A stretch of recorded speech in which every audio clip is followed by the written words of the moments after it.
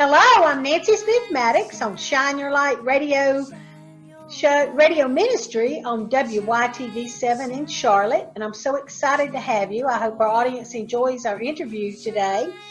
We have a very exciting guest, and that has a very tragic story, but he has weathered the storm, and he's came through it, and so has his children, which is just an awesome thing. It just proves how awesome our God really is.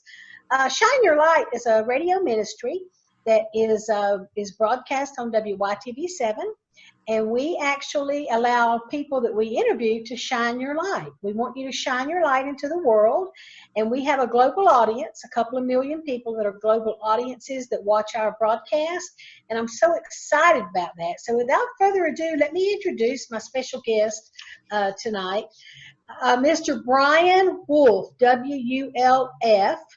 He is a father of 5, 2 of which are severely handicapped.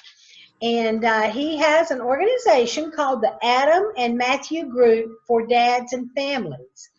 Now, this group is actually to teach families how to cope with everything that is thrown at them, and especially disabled children.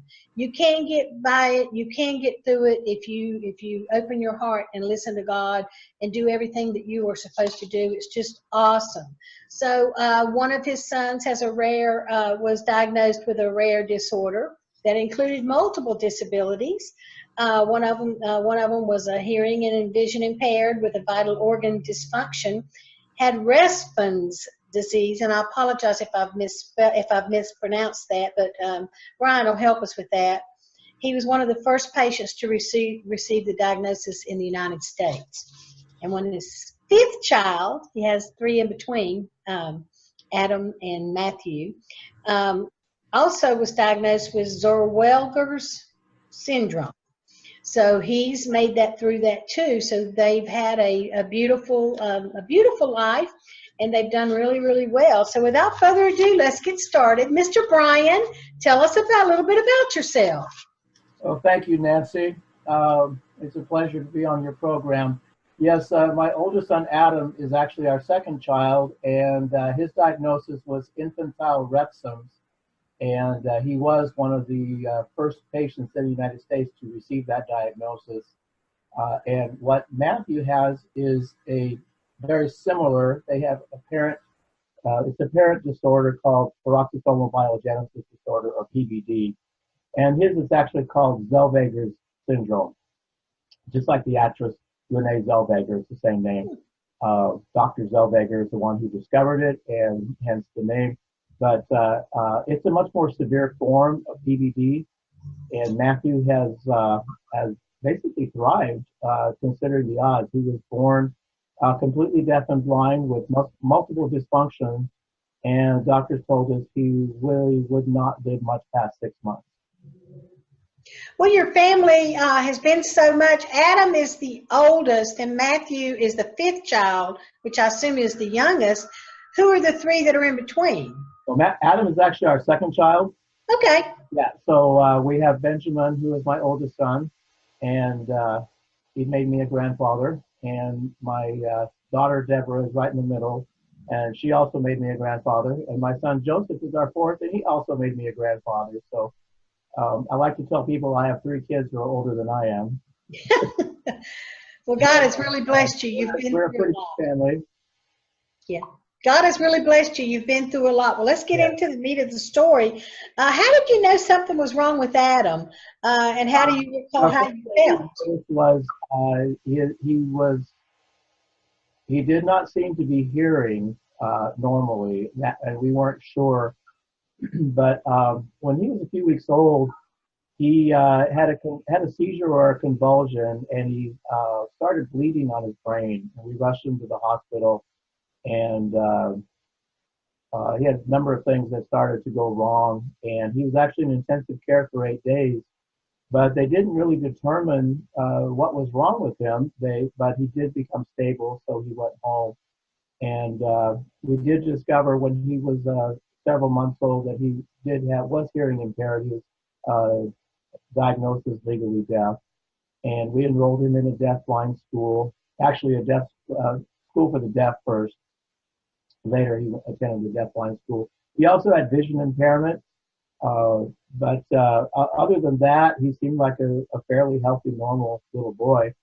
But there were other medical complications that we were noticing, and so about the age of 5, that's when we received the diagnosis of infantile rupture. Interestingly, they had told us initially that he was mentally retarded and probably had a brain development of about 18 months. And he had peaked. That was as far as he would go. And that he probably wouldn't live much past 5 due to the nature of his disease. Adam graduated from high school on the honor roll, and he is now in his 30s. He leads a very active life. He has multiple disabilities. He lives with a family group home in Oregon, where we're from, and they travel frequently. He has a job in a disabled workshop. Enjoys a lot of things. Leads a very Wow. My goodness. And Adam's 30 now, right? He's in his 30s, yes. 30. So what are a couple of the challenges that you really faced, your bigger challenges? I know it had to be finances and also providing services for his services needs. How did you, what were they? Well, that was tough. And society has changed a lot since then for the better, for providing services for children who do have special needs. Initially, it was finding the doctors who could actually diagnose him properly and then getting him help. We had him fitted with hearing aids when he was quite small. And then, going to enrolling him in the deaf school. And then, just with different therapists and doctors kind of along the way. So was your faith ever challenged through all this? I know it had to be. I can honestly say my faith was not. I think the bigger challenge was always, which many parents face, is why and what do I do with this? What's the purpose? I have always had a fairly strong faith, and I think the bigger challenge was, what do I do? How do I get through this?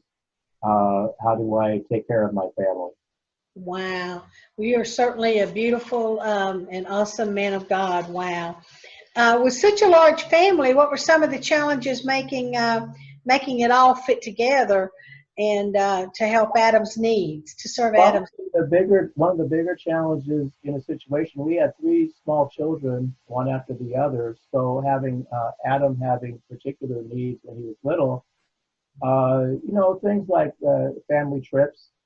If we want to go to the park, I remember the one time when he was pretty young, we went hiking somewhere out in the wilderness, not the wilderness, but the woods, and I ended up carrying him on my shoulders for a long ways because he had difficulty walking when he was little. Yes. So things like that. His meals had to be specially prepared, which my wife did. And his care, of course, was, and as he got older, he became more mobile and more independent and had fear of nothing. There was one time when he managed to get the front door unlocked and got outside and down the street before my wife could run to catch him, and that was a particularly hard episode for her, because you can imagine she felt like she couldn't run fast enough. She thought she was running underwater to try to get to him before he got out into traffic. There were things like that. You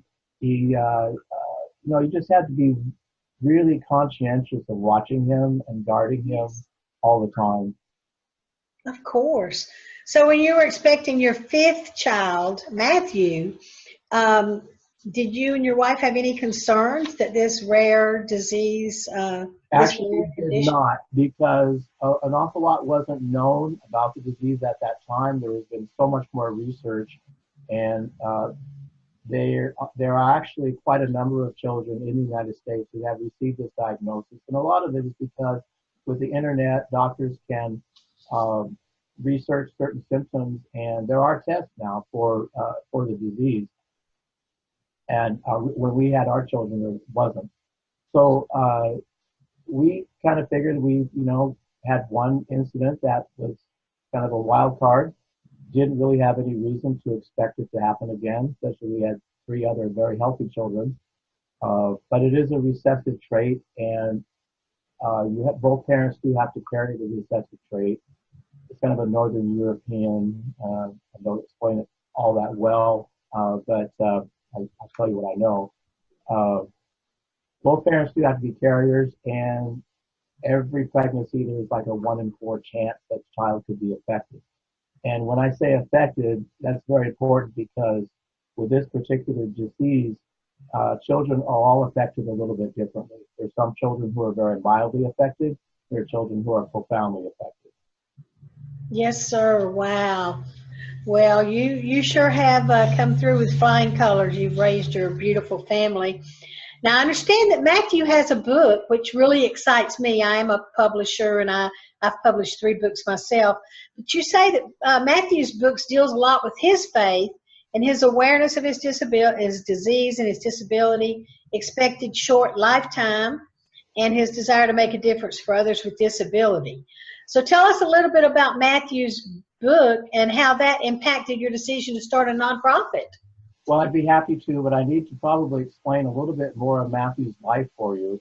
As I said, we were initially told he probably would not live much past 6 months.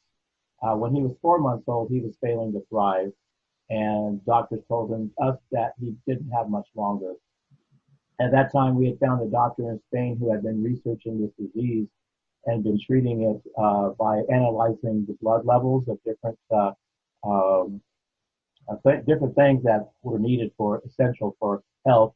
And what she had discovered was that one of the details of this disease is that there was an inability of the children to absorb enough DHA for sufficient brain myelination, and hence you had children born with various levels of organ impairment, and vision and hearing are 2 of the top ones.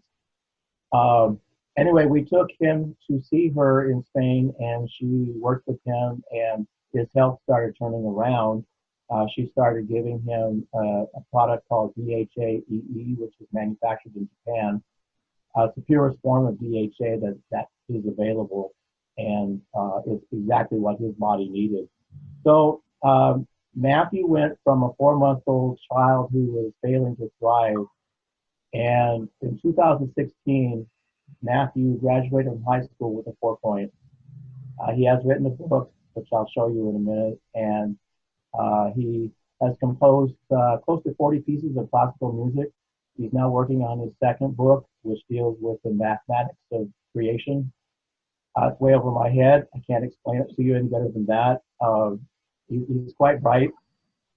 He has regained functional use of his vision and hearing, although he's still considered legally deaf and blind.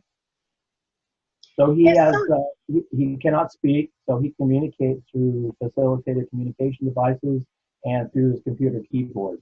So his book, which I'll hold up here briefly, is called Awaken Up the Hungry. And that's a picture of Matthew. He's gotten a little older since that picture was taken, but it's a collection of his writing starting at about age 12 and then coming up to his high school graduation speech, which I tell people you will need a dictionary to get through because vocabulary is one of his hobbies. But it's kind of like his collection of creative writing, and he did this because he had an ambition from an early age that he wanted to try and help other children who had disabilities, especially children who are dealing with deaf blindness.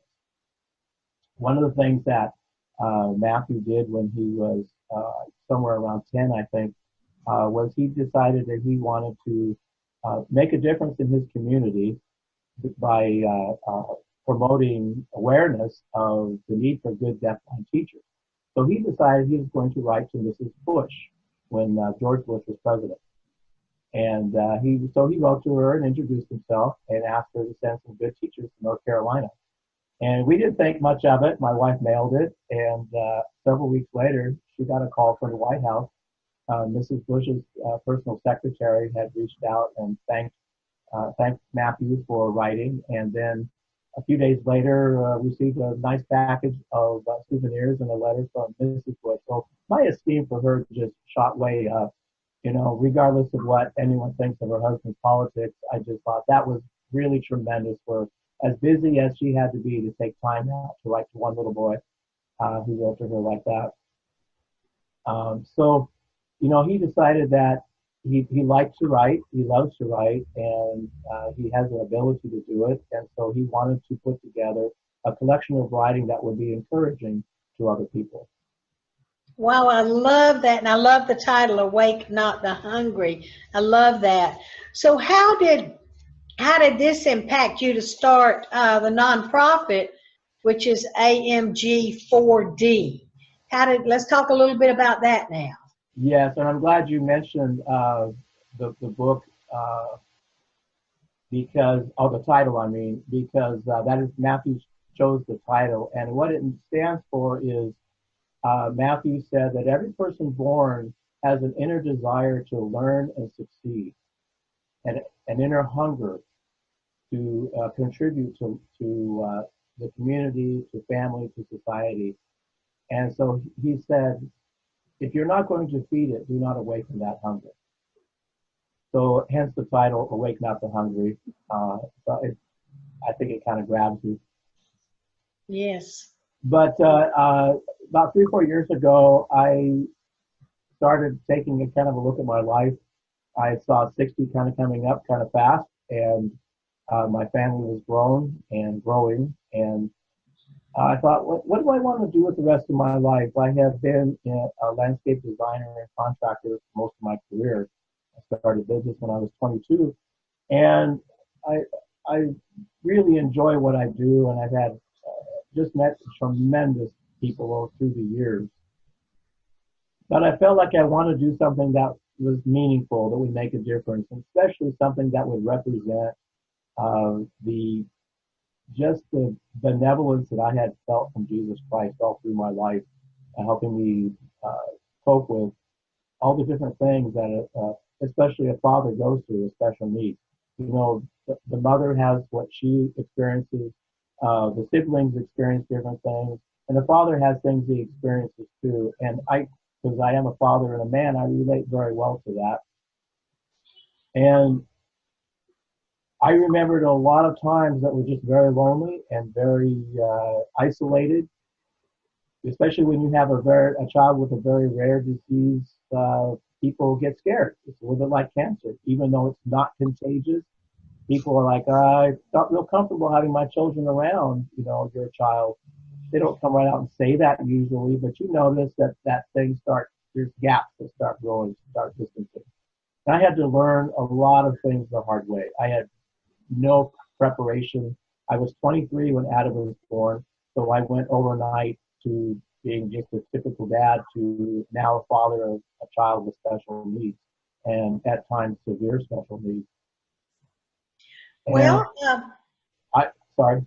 go ahead, sir. I said I had this strong inner feeling that I don't really want to see other dads go through some of the things that I had to go through, that I had to learn.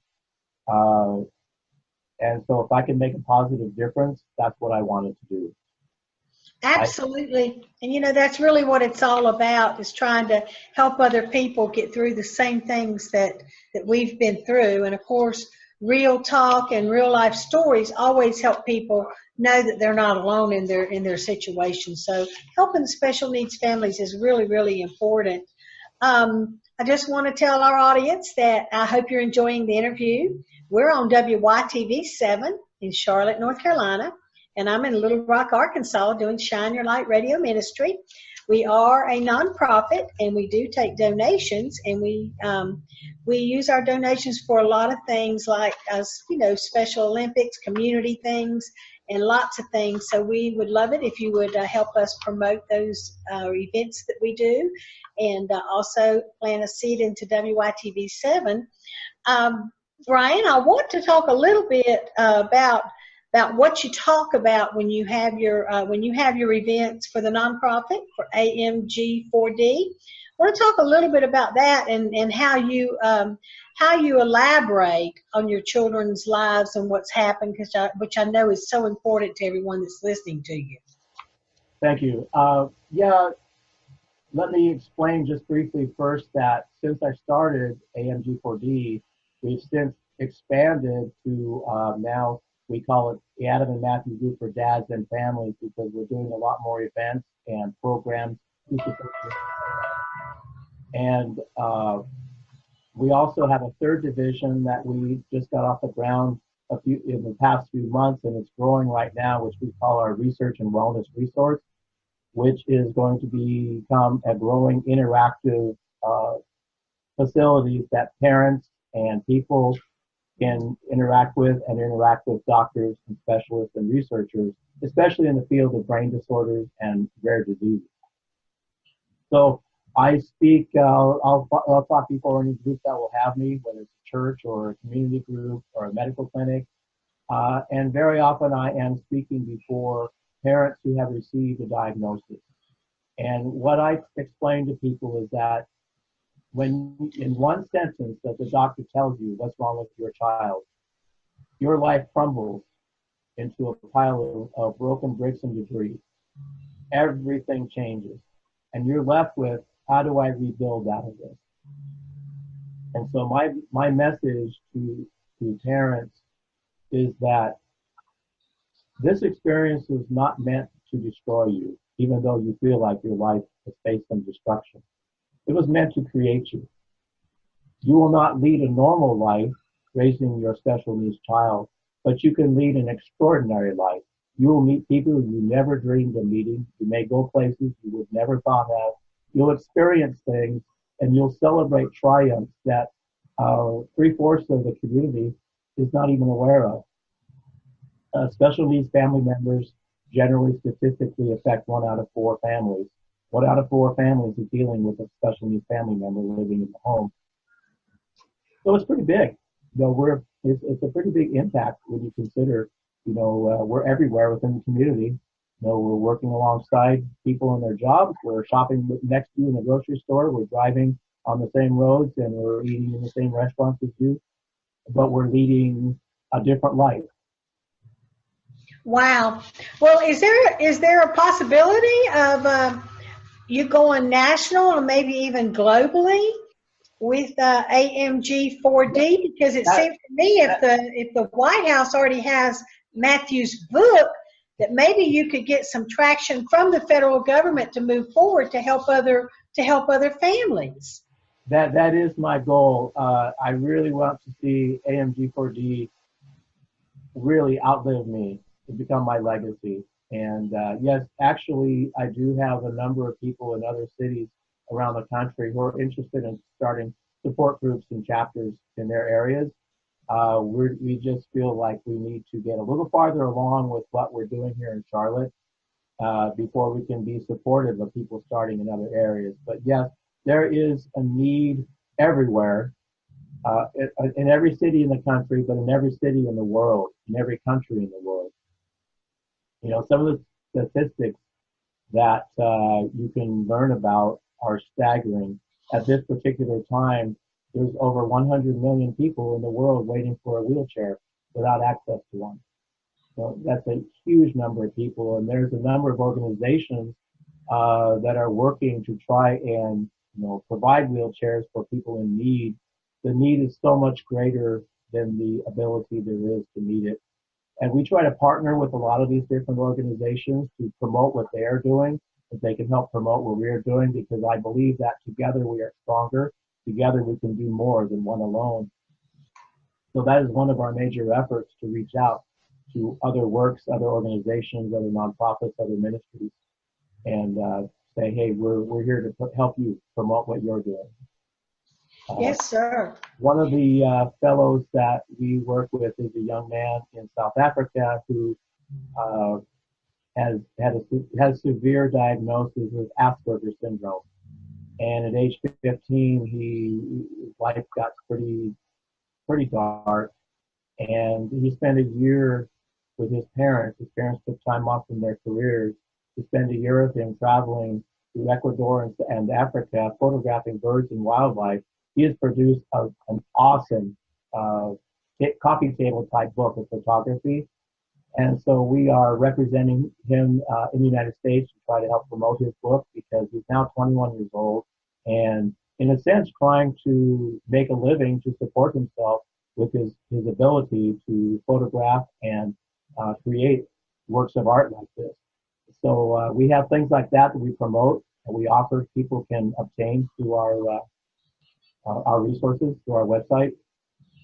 And so we really have a very aggressive program out there to try and integrate special needs families within the community uh, because one of the things that is really important, especially for an individual who is dealing with special needs, is to feel like they can be successful at doing something, if they can produce something, if they can make something, if they can write, if they can sing, if they can, play sports. One of our friends is in a wheelchair with spinal bifida, and she's played quite competitively wheelchair basketball around the country.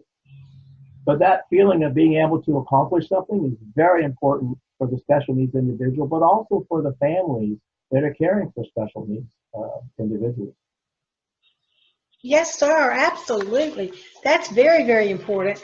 Right now, I would like to extend that invitation to the White House as well as our First Lady to get on board with this program, and let's make it a national program where we can reach out and help special people with special needs in their family. I think that would be absolutely awesome. And we're going to send this video of this interview to the White House. I've done it before and I'll do it again. But also, I'd like to just say at this point, too, that WYTV7, our mission is reaching, if we reach one, then we've done our job. And we help nonprofits like Brian's, AMG4D, to get their message out. That's the whole purpose of WYTV7 as well as Shine Your Light Radio Ministry. But I'd like to, too, at this point, also say that if you need Brian, if you want him to come, and if you're interested in him speaking to a group or using this resource, then please get in touch with WYTV7.org, or we'll give you Brian's information, too, before the end of the interview. So, Brian, what do you think your greatest strengths are at AMG4D? I think that what we have to offer is an ability to relate to people on a very personal level. And that is one of our goals that we established when we started out, was that we were going to develop interactive programs and relationships that are very personally related, very relationship based. I hate to see people fall through the cracks, and it happens all the time. There are a lot of churches that have great support services now for special needs families, all the way down to churches who have nothing. I was never fortunate. I've always been in fairly small churches. When my sons were younger, we really never had any kind of organized support at church. Those things are growing all the time. There are people who actually are equipping churches now to help families who are caring for special needs individuals. So I think the strength is in our ability to understand and relate, because I can honestly say that almost anything that you're feeling or experiencing, I have been there or been pretty close to it. We have many viewers of Shine Your Light Radio Ministry and our other broadcast on WYTV7. So if someone in another part of the country or even in another part of the world hears this interview and wants to become involved, how can they participate, Brian? That's easier than you think, because we're always accessible by phone, by email. I do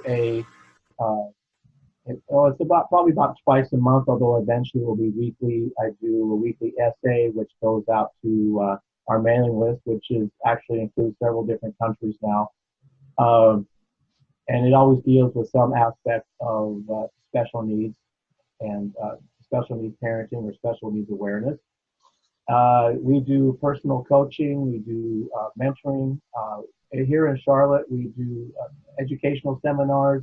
I bring in professional presenters to do things like financial planning and tax structure for special needs families, because especially as your children get older, that becomes a very critical issue to become informed about. And we run a few kind of a seminar clinic kind of thing, workshop on grief, anger, and stress management, marriage enhancement. We have a very aggressive list of things that we are continuing to develop and promote in the community. Well, I can understand why I especially like the financial counseling, because as special needs children get older, someone's got to handle their stuff and handle it properly, so they have enough to live on. And since I'm a retired CEO of a financial institution after 25 years, that's really near and dear to my heart. So we only got a few more minutes, Brian. So if you could sum up your life right now, and which half of it has been to special needs individuals, your children. Tell us a little bit about how you do that, and how your faith and your relationship with God has helped you through that. I really like to say that I have led an extraordinary life. It wasn't the life I expected or dreamed of. In fact, there are times when you reach very low points. And there was one time when I got on my knees and I asked God, I said, how many of my dreams have to die? And God answered me, and he said, all of them, because he was replacing in me his dreams for my dreams. And he's taken me places, he's introduced me to people that I couldn't have opened those doors on my own. It's been a very exciting life in that regard. I have learned things. I see such an indomitable spirit and faith in my sons, especially Matthew, who I'm with every day because he lives with us at home. He has this beautiful spirit about him that he trusts God. He has a faith, and that's his whole life. And rarely does he ever get discouraged. And I look at him and I think, I'm so not like that. He's kind of my hero, and I like to tell people that, you will learn things and see things that it will just astonish you and give you perspective on life and on faith and on seeing God work in your life, sometimes in big ways, but in sometimes very small, very tiny ways that makes a difference, and he's there. I tell people sometimes when I speak that if I had not had this experience, I don't know what kind of person I would be today. I suspect I wouldn't like that person, because I think I might be a little bit indifferent, a little bit full of myself. I was never interested in special needs. I kind of grew up in a dysfunctional family, and I just wanted to have a normal life. Wow. Not had that yet, but it's been a lot of fun, and I've learned a lot. Well, Mr. Brian, you are the epitome of what Shine Your Light and WYTV7 is all about. I appreciate your interview so much. I appreciate you for sharing real talk with us. And my prayer is that AMG 4D will have more contact and more success than you can ever imagine. You are doing such an admirable job with what you've been dealt with, and you're just a beautiful spirit. I thank you so much. And to our audience, I hope you've enjoyed this. And just remember that I'm going to send this video to the White House. Thank you. Thank you, Nancy. It's been a pleasure.